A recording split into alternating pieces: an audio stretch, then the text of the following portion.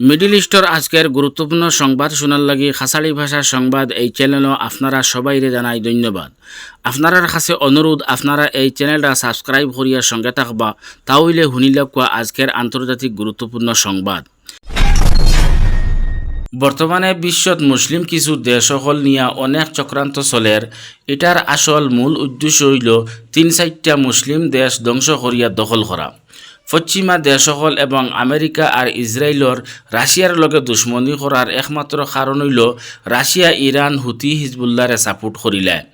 বর্তমানে নেটোয় প্রস্তুতি নেয় রাশিয়ার উপরে হামলা করবার লাগিয়া, এবং রাশিয়ায় প্রস্তুতি নেয়। কিন্তু রাশিয়া এই কথাও কইছে, আমরা অশান্তি চাই না, চাই শান্তি। আজকের রিপোর্ট হইল Russia NATO is preparing for war but we are committed to avoiding conflict. Russia নেটোর লগে যুদ্ধ করার লাই প্রস্তুতি নেয়। আবার রাশিয়া কইছে কিন্তু সংঘর্ষ থাকিয়া দূরে থাকা আমরা প্রতিশ্রুতিবদ্ধ। রাশিয়া এবং পশ্চিমার মধ্যে আস্তে আস্তে উত্তেজনার আলোকে বিশেষ করিয়া নেটো মস্কের আলোচনা সমালোচনা খুব বাড়ে। রাশিয়ার উপপররাষ্ট্রমন্ত্রী আলেকজান্ডার গ্রুশকোয়ে নিশ্চিত করিয়া কইছেন যে নেটো রাশিয়ার সাথে যুদ্ধের জন্য প্রস্তুতি নেয়, আর কইছেন এতে রাশিয়া ফিসে যাইত না। যদি কেউ উফরে পড়ি যায় তাহলে রাশিয়ার সেনা ঠেলা মারিয়া সরাইবা, রাশিয়ার বাহিনী প্রস্তুত আছে। আজকের আরেকটা জরুরি খবর হইল সিরিয়ার যদিও বাশারের পতন হইছে, এটা খুব ভালো, কারণ বাশার একজন জালিম ব্যক্তি। এই বাশারডে বিশ্বের কেউ সাপোর্ট করে না। হ্যাঁ, অনেকের মত হইল এখন গাজার মানুষ বাঁচাইবার সময়, গাজা রক্ষা করার সময়, এখন সিরিয়া জয় করার সময় নাই। তবে বাশার কেমন জালিম ব্যক্তি যদি আপনারা একটা রিপোর্ট শুনুন তাহলে আপনার শরীরের রুম খাড়া হয়ে যাব। বাশার সম্পর্কে কিছু তথ্য বারইয়া আইছে। তথ্য হইল আল আরাবিয়ার রিপোর্ট হইল how Bashar's government killed Syrians with chemical weapons.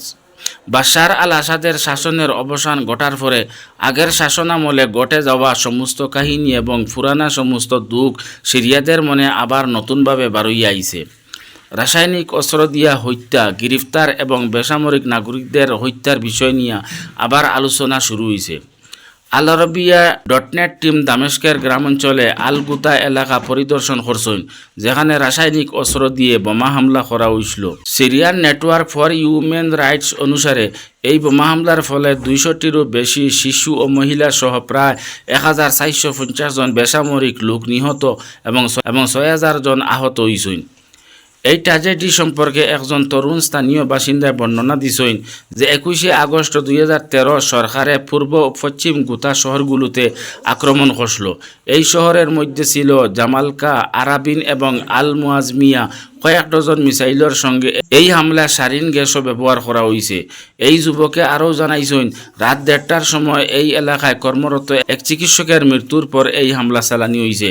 নিহতদের মধ্যে মিডিয়ার সদস্যরাও আসলা, যারা এই ঘটনাটি কভার করাত আসলা, এবং হামলার সময় শিশু, নারী, বৃদ্ধ সহ আহতের সংখ্যা ছিল অনেক বেশি, এবং এই হামলায় মানুষ ঘুমন্ত অবস্থায় লক্ষ্যবস্তু করা হয়েছে।